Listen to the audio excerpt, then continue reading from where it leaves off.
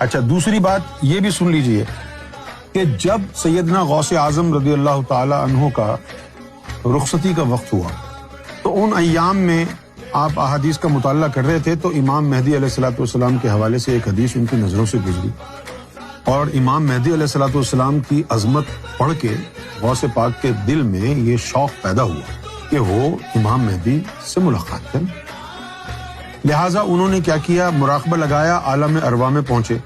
عالم ارواح میں پہنچے تو وہاں امام مہدی کی روح تھی ہی نہیں، تو یہ دل میں حسرت رہ گئی کہ امام مہدی سے ملاقات نہیں ہو سکتی. لہٰذا انہوں نے اپنے پوتے کو بلایا اور کہا، حیات المیر اس کا نام، اس کو کہا کہ جب تک تم امام مہدی علیہ السلام کو میرا سلام نہ پہنچا دو اس وقت تک مرنا نہیں.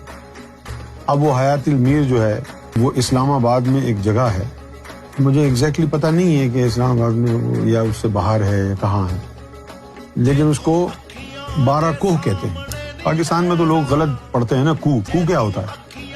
کوہ ہے، جیسے کوہ نور آپ اس کو کہتے ہیں کوہ نور، کوہ کا مطلب پہاڑ ہوتا ہے.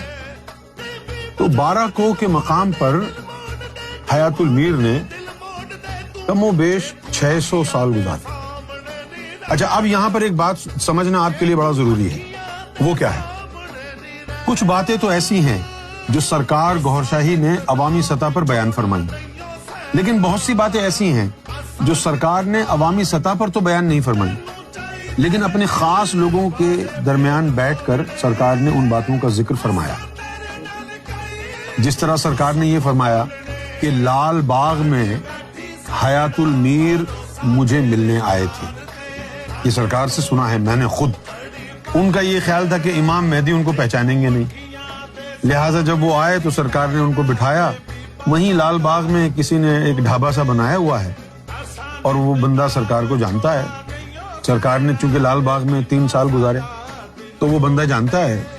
تو جب سرکار اس کے ڈھابے کے چارپائی پہ جا کے بیٹھے تو اس نے فوراً سرکار کے لیے کھانا لا کے رکھا. وہ فوراً حیات المیر نے کھانا اٹھا کر کے اپنے پاس رکھ کے کھانا شروع ہو گیا. اچھا اب کیا ہوا، وہ کھانا انہوں نے کھا لیا تو وہ بندہ جب دوبارہ آیا ڈھابے والا، اس نے دیکھا کہ بھئی یہ تو کھانا اس نے کھا لیا ہے، سرکار نے تو کھایا ہی نہیں. تو وہ اور کھانا لے آیا سرکار کے لیے اور رکھ کے چلا گیا، وہ بھی کھا لیا انہوں نے اور پھر سلام پہنچایا. تو سرکار نے ان کو بتایا کہ ہمیں معلوم ہے تم کون ہو، لیکن شکر کرو کہ ہم نے اپنے آپ کو تمہارے سامنے چھپایا نہیں تاکہ تم سلام پہنچا دو. اگر ہم اپنے آپ کو تم چھپا لیتے تو تم یہاں 2500-3000 سال تک وہ پہاڑ کے اوپر ہی بیٹھ کے امام مہدی کا انتظار کرتے رہتے.